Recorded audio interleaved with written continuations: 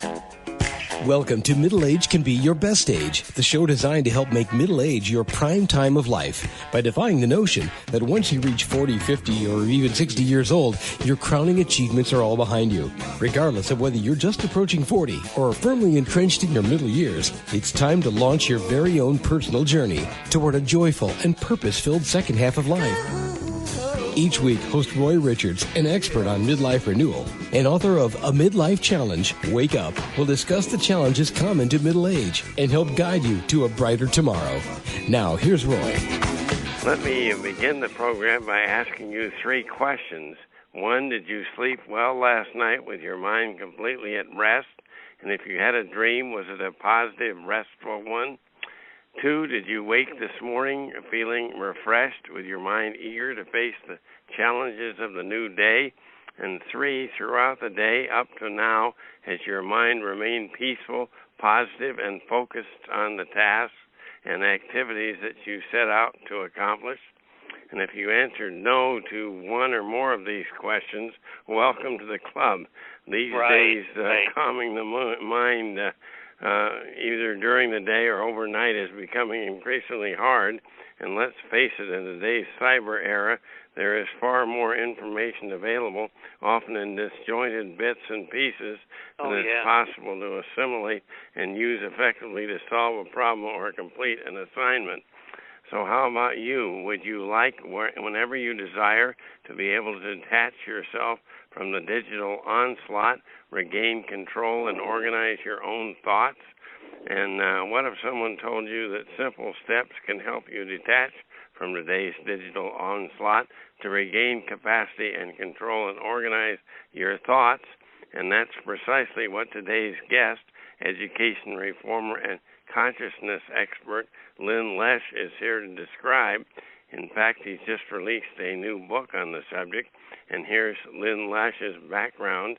He founded and directed his own democratically run school for children 6 to 14 for 12 years, a school that received widespread praise and attention. He subsequently has written 4 books on education reform, emphasizing the importance of what occurs inside a young person's brain while he or she learns. And he just released a new book we'll talk about today, Intelligence in the Digital World, How the Search for Something Larger May Be Imperiled. And hello, Lyn Lesch. We are indeed honored to have you with us. Let me ask you to begin, begin with the phenomenon of digital overload. Isn't the phenomenal flow of instantaneous information at our fingertips through the internet search engines useful in helping us solve any problem that may arise? Yes, but there's another side to that. There's so much information coming at people so quickly that eventually it reaches the point with our short-term memories we just can't take anything more. And although our long-term memories tend to have a limitless capacity, our short-term memories don't. So it's like water being poured into a glass. It'll reach a point where it'll spill over, and we can't retain the amount of information that's coming at us so quickly in our short-term memories. Consequently, they can't pass it on to our long-term memories, where our long-term memory can ferret it out and decide what's important, what's not so important, which is how we pay attention. We decide which is relevant to our lives and which isn't, and that is being affected by just the huge amount of people that is flooding people's short-term memories. And in addition to that, we're actually outsourcing our memories to Google in a very definite way. Google is becoming the new brain's hard drive. So we always consult Dr. Google with our medical problems. I didn't realize we were turning over our brain to Google as well. Well, you think about it before. If you wanted to fish something out of your memory before the advent of the internet, you'd go back in the networks of your brain and try to come back to where it originated. But now we just go boom to Google. So I think a lot of those networks are beginning to dry up because we just don't use them anymore. Yeah, that's a good point. Well, is that change permanent, or can it be reversed? I don't know. I think if people start using their working memories to try to fish stuff out they can't remember rather than just go immediately Google, that can definitely have an effect. Yeah. Just like sitting quietly and following your thoughts to a point of completion can help alleviate the sort of jumpy, distracted, fragmented attention that's going on in so many of us. Yeah, so it gives you a there's feeling of accomplishment if you figure something out on your own rather than just grabbing something off the Google search engine as a solution. Yeah. And it's interesting, too, when you go back and try to fish something out of your memory, you really can see how your thoughts and your memories integrate with each other. It's an interesting sort of journey how our thoughts create our memories, and our memories always change. And we don't have access to any of that anymore because it's just boom, we go right to Google. Google provides us with the information, and I really think over time, there's no question, people's neuronal networks in their brains are going to start to calcify because they're just not being used. Well, what happens when we exist without a long-term memory, like you're threatening that might happen to us? Long-term memory, well, two things. It helps us to conceptualize our world, and it also is what allows us to decide what to pay attention to. This is relevant. This is not so relevant. So long-term memory is very much a part of our attention. And we begin to lose part of our long-term memory because our short-term memories can't pass all the information it's flooded with onto it. We may not be so attentive to our world because we can't decide what do we want to pay attention to and what we don't. But our long-term memories are basically what we use to conceptualize our world. I also think we tend to lose a true sense of who we are if we don't have absolutely long-term memory. Absolutely. That's a real important point. We won't have the same, sense of what we're doing, who we are. And another thing I've been concerned about is this issue of people staring into a plastic screen all day looking at a virtual image, where that image doesn't have the same effect on their emotive lives or sensorial lives as a real-world experience. So people are kind of existing at a shallower level when they're just looking at the virtual images on the screen. Yeah, I don't think texting is a substitute for actual communication, even if it's just by phone. That's not too great either. Especially nowadays we can't speak in person very much temporarily, but we need that personal interaction that we just don't get with texting. No, and there's another thing about texting that people have found out, that because people are so aware that they may get a text message at any time during the day, half of their mind is kind of still attending to their phone. In fact, people have done some studies at teaching great literature in colleges, et cetera, finding that in this Internet age where so many young people are worried about missing out on something, they're kind of attentive to their phone half the time they're reading Dostoevsky or Shakespeare, and so they're not able to assimilate those quite as well as they used to. Yeah, my son always multitasks. He'll be watching something on the Internet while he's playing a video game, and I don't know how he does it, but I don't think it's very effective to try to do more than one thing at once. Now, the studies they've done with that, with multitasking, they said you can maybe retain some of the same information, but a number of studies have shown that people who multitask can't really use that same information in other contexts. They can't transfer what they've learned in this context as well to another context, which is basically what creative thinking is very much all about. True. Yeah, if you only have information that's specific to one specific situation and really doesn't help you in any other situation, it's not really that helpful, is it? No. So that's a multitasking has its negative effects too. But it's just I'm just concerned about that how people are just becoming so dependent on their phones when they run into something, some thought or emotion within themselves that they're having a hard time dealing with. I know I'll sit in getting my car repaired or whatever, and there'll be people sitting there in the waiting room, and you can see it on their faces. As soon as some thought comes to mind they really don't want to deal with, whoops, they go to the phone. So the phone is becoming this virtual pacifier that's allowing people to avoid things that they really need to face to make their lives better. I think that's definitely happening too. Yeah, we talked about children before. I've noticed at restaurants, and you'll see a family there, and 2 or 3 kids will all be on their phones playing a video game or conversing through and not paying any attention to the family. So why is a family gathering even worthwhile if you're all in your own internet world? That worries me that someday people, we're going to have a world where people live inside their virtual devices. That doesn't set well with me at all. Well, in your book, you make the point that knowledge is power, but only if we preserve the ability to still our minds, follow our thoughts, and search beyond our limitations.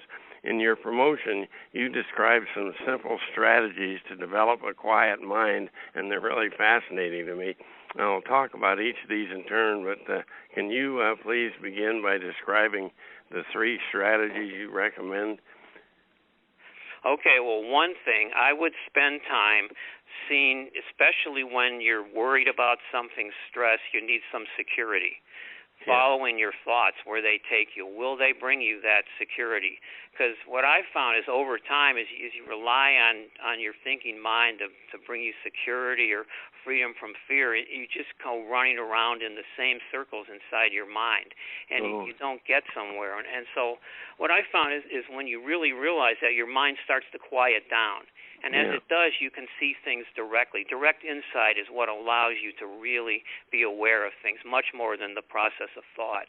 Having that clear insight into that aha moment into something rather than think your way through it. So I would say that's one, is just follow your thoughts, see what their limitations are. Another thing, I would just follow your stream of thoughts to where they lead, to a point of completion, where they go.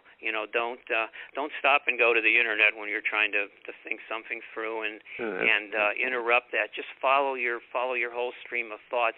And also, I think this thing about reading, reading is being shortened and disrupted now, because people will go on the internet and they'll read like 2 paragraphs or whatever in an article, and then that's it. They won't go and follow the whole thing. So I would encourage people, try to make your way through an entire article, read it. And also, they've done studies that found, although this is still up in the air to be decided, they found that people who have a book in their hand, they have physical contact with I thought that was fascinating. with the book, remember and are absorbed in what they're reading and what they're learning better than somebody that has an e-reader. So you offer your book both in digital and print form, but you would recommend people go to the print form then? Oh, absolutely, absolutely. I had an e-reader a few years ago, and I just put it away because I like having the physical contact with the book. It really helps me to become absorbed in what I'm reading, and also I can see the context of where I'm at. If you're on an e-reader and you're on this page, you don't have any sense of the size of the book relative to what you're reading right in the moment. Or if you have a real book, you can see that it really puts whatever you're reading into context. But they're still doing studies on this, but more and more people are finding out, that neuroscientists, whatever, that if you have a book in your hand, that embodied contact with the book helps you to become more absorbed in it. Well, I always read books by hand, and I agree with that totally. I'm not into this e-book reading. Yeah, I know. I love the feel of a book in your hands too. I liked another suggestion you had, to deliberately disengage. And how best do we accomplish this? Well, I think you just don't go to the phone, don't go to the computer. Resist your addiction to pick up the phone. Those people who are, and read books and converse with people, and follow the stream of your thoughts. And just there's no magic panacea. It's just stay away from the internet if you can. I mean, I think it's a great suggestion where you say, when you do a bunch of research on the internet, then you deliberately turn the internet off and sit back and think about what you've absorbed and how it all fits together on your own mind, rather than relying on somebody else to tell you how to do it digitally. That's a great idea. Absolutely. Get the information, get away from the computer, and think about what you have what you've just learned and just absorbed. Absolutely. That's a great way to, avoid digital addiction and kind of regain your own thoughts. Well, if you would, can you please review for us the advantages of a quiet mind beyond simply being able to focus? I know you have some really deep information on that. Yeah, that's an interesting subject. I found I can just sort of, go from personal experience. I found after years of, knocking my head against the wall, running around inside my mind, trying to get some kind of security or higher knowledge or freedom from fear or whatever through my thoughts, I've found that those thoughts don't take you there. Yeah. They don't. Thought is really limited. It really can't do that. And so I've kind of stopped doing that. And when you stop running around in your mind inside those same circles, those same corners that people do, and your mind gets quieter naturally from not doing that anymore, then I think there's a possibility of a larger awareness entering. Now, to describe that would be a fool's errand, because it's something that by definition lies beyond thought. But I think there is a larger awareness there that we can get in touch with if our minds are completely quiet. And I think the best way to do that is to simply realize what the limitations of thought are. And then when you do that, your mind will naturally quiet down, and you can maybe be aware of something larger entering its spaces. Yeah. Well, let's talk a bit about your brand new book, Intelligence in the Digital Age. The subtitle, How to Search for Something Larger May Be Imperiled. Who is the target audience? Is your book written primarily for psychologists, medical professionals, physiologists, or can laypersons like myself and our audience also benefit? Oh, it's for any of us. I was probably thinking to a large extent those people who might be interested in searching for a larger awareness, metaphysically, but also it's for everybody who has an interest in what the Internet might be doing us and why it's doing it to us. So it's absolutely, the book is for everybody. And I noticed some of the reviews I've been getting, which have been favorable reviews, have been coming from young people. Oh, that's so that's been encouraging. Yeah, they're the most addicted to the Internet, supposedly. Oh, absolutely. Absolutely. So that's been really encouraging to me. A number of the positive reviews have come, I can tell from the sites, that they're coming from young people. Well, if there was one most critical message you would like readers to take away from your book, what would it be? Explore your own memories and thoughts and see where they might lead. And don't depend on the Internet to provide you information, facts, knowledge. Use it as a tool, but for something larger, depend on your own thoughts and memories. Well, that's such wise advice. If only all of us would take that. Well, where's the best place for listeners to go to preview and purchase your book, Intelligence? They can go to, it's on Amazon. The publisher is Rowman and Littlefield. They can get it at any sort of book service. They can go to my website, lynlesch.com. Yeah, I was going to ask that. It's just real simple, lynlesch.com. And you have other resources on there, like a blog and several other sources of early information that were very worthwhile. Yeah, I started the blog about this same subject, and I need to get back to that now. Is this the same subject of the digital age and how it may be, what it might be doing to the search for a larger awareness? So I'm going to get back to that, writing more blogs. Well, that's great. Well, in conclusion, now that so many of us are staying at home in the midst of the coronavirus pandemic, so much of our contact and communication with the outside world is through the Internet, including good old Google, social media like Facebook and Twitter, and virtual communication via Skype and Zoom. The point so effectively made by my guest, Lyn Lesch, is that the Internet and digital technologies, as so many of us have already experienced, can have certain adverse effects on our capacities for sustained concentration and deep reflection. And the questions we all need to ask ourselves now: am I letting the Internet and my devices hinder my ability for sustained concentration and problem solving? And is there still time for me to quiet my mind, analyze my thought process, and before it's too late to take back control? And going forward, how can I offset the deleterious effects of the constant flow of fragmented information?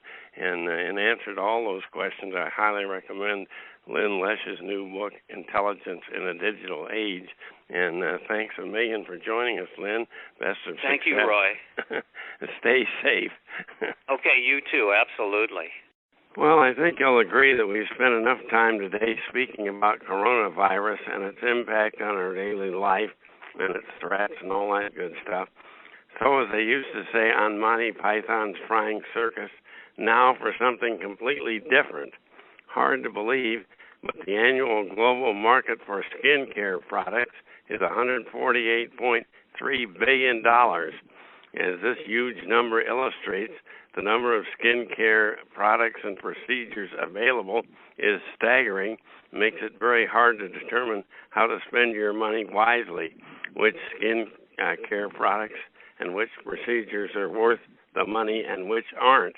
And for straight talk on your skincare options, I've invited a true expert, beauty advocate Christy Hall. And since this is a program about middle age, we're going to concentrate our discussion on anti-aging, how to determine the best products and treatments for younger-looking skin at any age. And here's Christy Hall's bio. She's a board-certified PA, MPAS, and a leading expert in skincare and aesthetic medicine. She trains doctors and medical professionals nationally and internationally on treatments and procedures in non-surgical facial rejuvenation. And she's founder and CEO of Skin Appeal, a prestigious medical aesthetics spa, and the cosmeceutical brand Michael Christie Skincare. And she's author of a brand new book, You're a Beauty Advocate, a no-nonsense guide to age-defying skincare. And her stated mission is to help educate folks like you and me about the power that all of us have to work with aging on a deep and impactful level so we can look and feel our best at any age. And hello, Christy Hall. Welcome to Middle Age Can Be Your Best Age. Thank you, Roy. It's great to be on. Well, to demonstrate my ignorance on the subject, can you please explain what the letters PA, I think that's Physician's Assistant, and MPAS stand for? Absolutely, yes. So PA means Physician Assistant Certified, and so board certified with that. And MPAS means I have a master's degree in Physician Assistant Studies. I know, it's a bunch of letters. More simple. I know. Okay, exactly. And can you, another clarification, what's the definition of the term aesthetic medicine? So aesthetic medicine, or some people know it as cosmetic dermatology, is just kind of a different branch of medicine where we use, medicine like fillers and Botox and laser treatments and things like that to rejuvenate the skin. So aesthetics is just a way of putting it, or cosmetic dermatology is another way. Yeah, well, you wisely advise that the best way to reduce beauty industry overwhelm is through consumer education. Let's begin with the skin. Can you please describe the 3 layers of our skin and how skin changes as we grow older? Absolutely. I think this is kind of the basis of understanding how to take care of your skin. Big beauty industry has really kind of done a lot to confuse people about, like, all you need is a perfect moisturizer, and then you go on this massive search for the perfect moisturizer, and then we're always disappointed, right? Yeah. So for me, I like to re-educate and so you understand what is the skincare product supposed to do for your skin. Yeah. So we have 3 layers. We have the top layer, which is the epidermis. The epidermis is what you see on the surface, and when we get older, the epidermis starts to look kind of dull. You start to have more dry skin. It doesn't have that bright, radiant glow to it anymore. Pores get larger on the surface, and that happens because the outer layer of skin is supposed to be exfoliating naturally very rapidly. So like in a child, it'll turn over brand new cells like every 7 to 14 days, but the older we get, so like say you're in your 50s or 60s, that might happen every 90 to 100 days. So therefore you have just like our bodies. It does, it does. And so if you think about that, if you have like 100 layers of dead skin cells sitting on the surface, there's no way that your natural oils can actually come and moisturize that surface. So if we start to make that cell turnover faster with the right ingredients in your skincare products, then your skin will actually start to renew itself. It'll start to produce its own moisture again. And so that's kind of the thought, not to add moisture and try and hydrate dead things, but actually to make it alive again. And then the layer that most people get excited about is the dermis, which is kind of the deeper layer of skin. Yeah. That's where our collagen and our elastin live. And the collagen and the elastin is what is responsible for wrinkles. And so most of us are concerned about that. And so when that dermis starts to break down, which happens after age 30, you don't have that natural collagen production happening. The skin starts to thin down. And so we see wrinkles forming. We see larger pores. We see more sagging in the skin. So we want to. Your thin-skinned has some reality to it. Yeah, really and you and don't like to be criticized or whatever. Exactly, yeah. And so a lot of times, like if you're, if you can look at like your grandparents or something like that, and you look at like your grandmother's arm skin, it gets so thin and fragile that sometimes it even tears. That's just massive collagen loss. And so we really want to prevent that as much as we can. So we have to do things to make that collagen layer grow. Yeah. And then the other layer is underneath the skin. That's our fatty layer. That's kind of the support structure of the skin. So the bone and the fat and the muscle underneath the skin give the skin its support. And that actually shrinks as you get older. Your skull is shrinking. And then we sag, and that's fun. Kind of shrinking all over, I guess. I know, right? In your book and on your website, you describe a variety of topical skin care and skin rejuvenation products and procedures available. We don't have time to discuss them in detail, but can you provide a broad overview of some of the most common non-surgical options available for age-defying skin care? Absolutely. So number one should be a good daily skincare regimen that hits those keys that I just talked about. So we want to increase the natural exfoliation process. So good ingredients to look for in that is vitamin A, like in the form of retinoic acid. So that might be like a prescription retin A, or in our skincare line, Michael Christy, we use retinaldehyde. It tends to be a lot more gentle on the skin.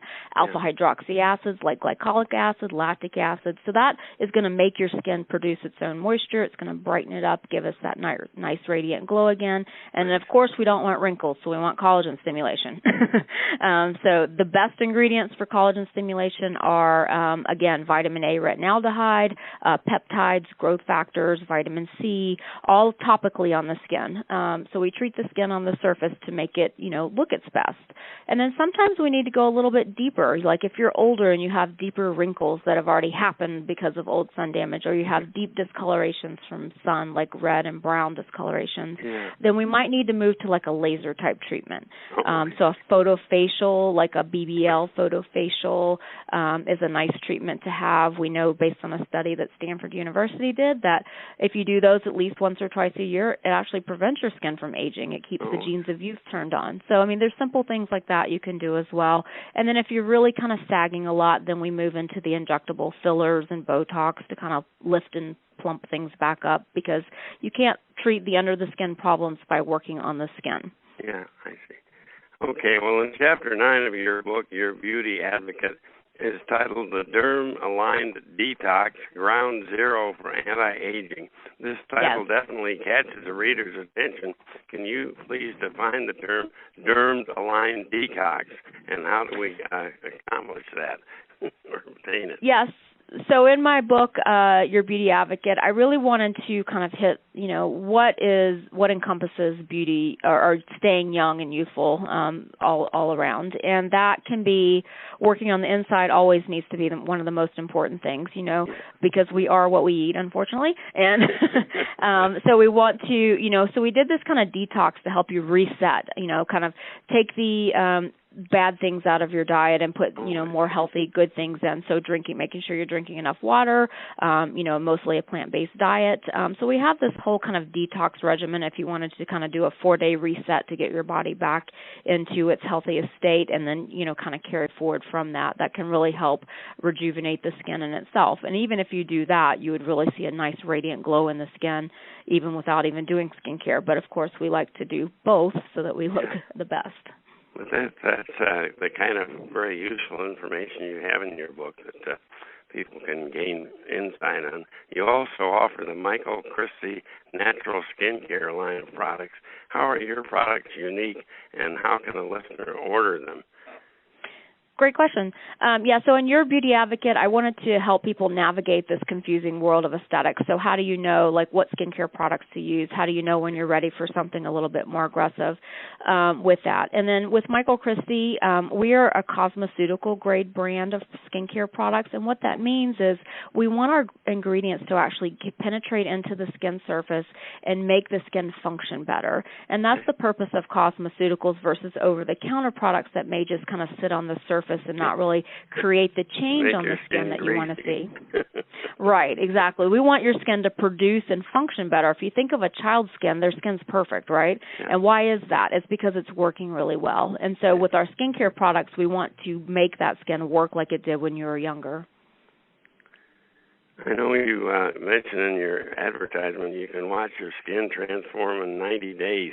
Now, what's this core kit? Is that what most people purchase when they our Michael Christy products, which you can go to skincaremk.com and order, and we have all the information on there. I also do a lot of blog posts and education on that as well. But the core collection kind of hits all those basic needs that I was talking about.